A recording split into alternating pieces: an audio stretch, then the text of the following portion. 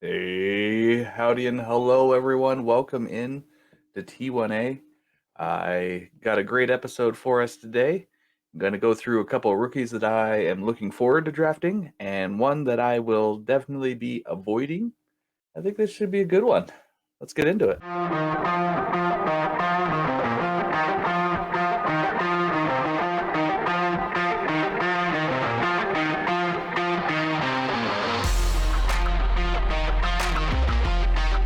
All right, folks. Like I said before, looking at a few rookies today, kind of seeing what we like, what we don't like. What I would like is if you hit the like, give us the old thumbs up, do a subscribe, click the notifications, maybe leave us some love in the comments. Yeah, went through a couple rookies.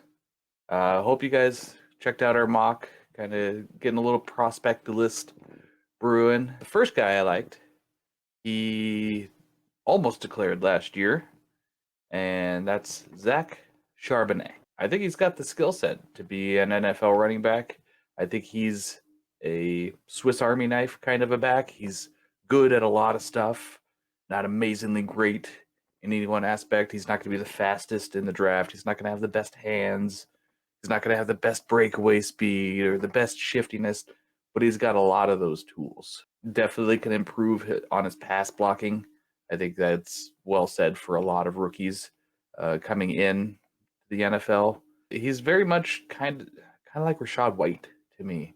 He just kind of you came in universally good, not amazing, but he's going to test out just that bit faster than what Rashad White did. He's going to be a back that you can see being highly serviceable with just a few touches. It's going to be some rushes, a few passes here and there, and I think he's done a good job. Especially looking at use through the UCLA film, like short yardage, goal line situations, valuable touches where they need to convert. That Zach Charbonnet was in there. He finished the year with over 7 yards per carry average, which is quite phenomenal. I don't care what running back you are, but if you can average 7 yards a carry, great. Teams are going to try to scoop that up. So obviously he's doing something right, vision, cutting, breaking through tackles, enough to earn yardage every play. For me, I did pick a couple locations that I think would be great if he got drafted to. First one is Miami.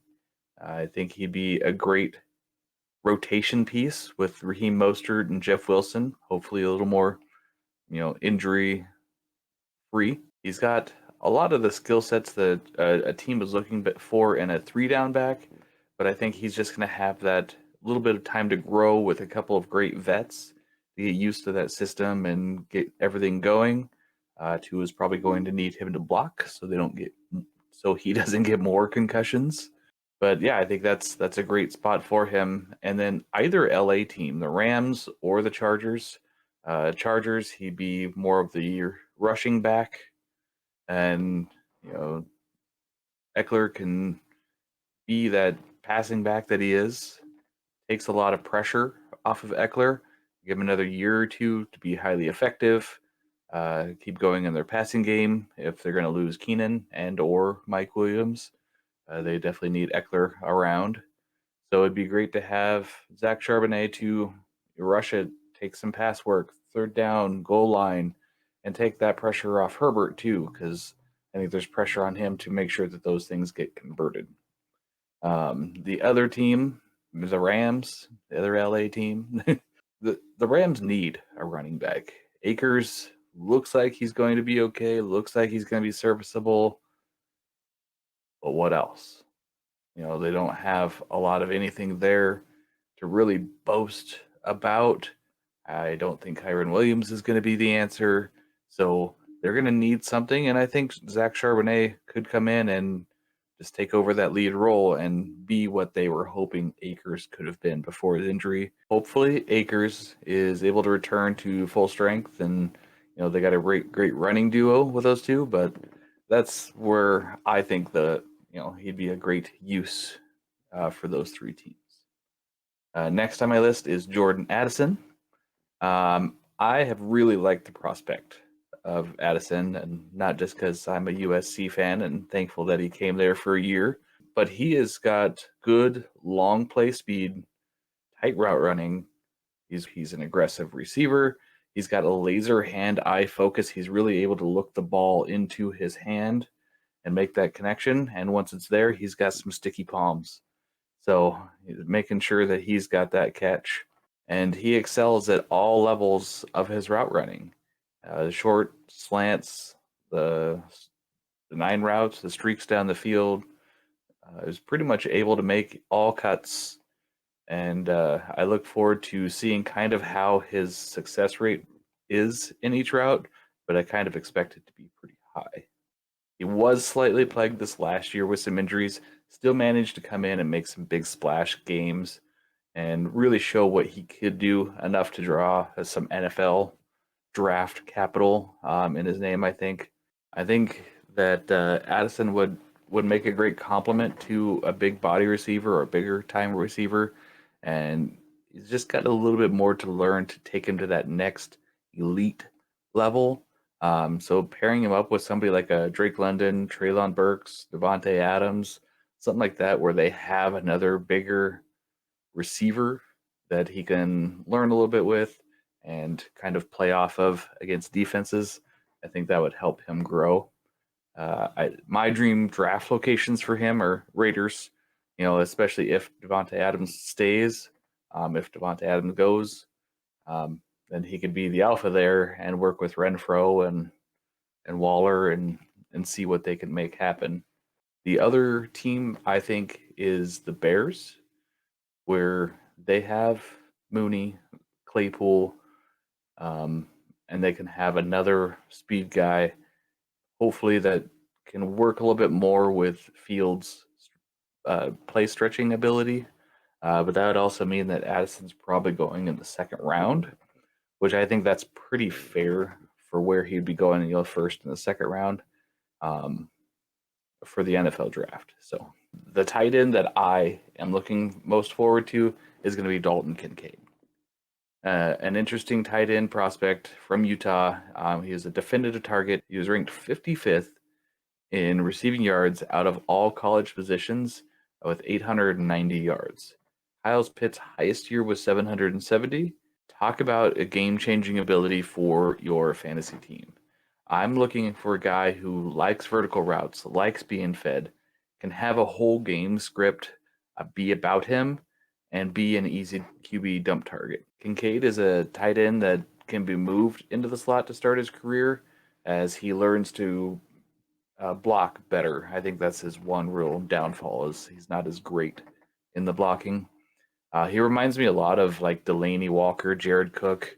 Not a prolific blocker, but good enough. But he can be dynamite in the passing game. He had some great body control, some sticky hands, and the ability for toe taps. If I can get that out of my tight end position, we saw a little bit of that with Chig this last year. Just being fast, being able to get the body to move like a wide receiver, like we saw Pitts in his first year. You've got to see some of that ability of just being athletic out there. And I think that's going to be what Kincaid's going to do. He's going to be a solid tight end for a team to block. He's going to be all right, but where he's going to really help teams is going to be receiving. Dream locations for him, I think the Texans is actually going to be a great spot. They really don't have a lot there. They're working with Akins, Brevin Jordan. That's nothing super special. So to have a great young tight end to learn and grow with probably a rookie quarterback, it's going to be a great pairing. So he'll have a reliable target for a long time. And if that's the case, I want a piece of that. The other team that I could foresee Dalton joining would be Seattle. They're definitely looking for a great tight end, and he could be somebody that helps bridge, where they're missing between Lockett and DK, any of that area between. We saw some great games out of their tight ends. It's just they haven't put it together. And I think with what's going on in the NFL and what they've got on their team so far, that's just one of the few pieces they're missing is a phenomenal or really good. It doesn't even have to be phenomenal. Really good, steady tight end. And I think Dalton Kincaid could be that for Seattle. All right. You've been waiting for it. It's the guy I won't be drafting. Well, the player type, I'm not going to be drafting Nathaniel Tank Dell. The more I looked into it, I just can't get behind that undersized, underweight wide receiver. We've seen him over the last couple years, and I'm not going to be fooled by it again.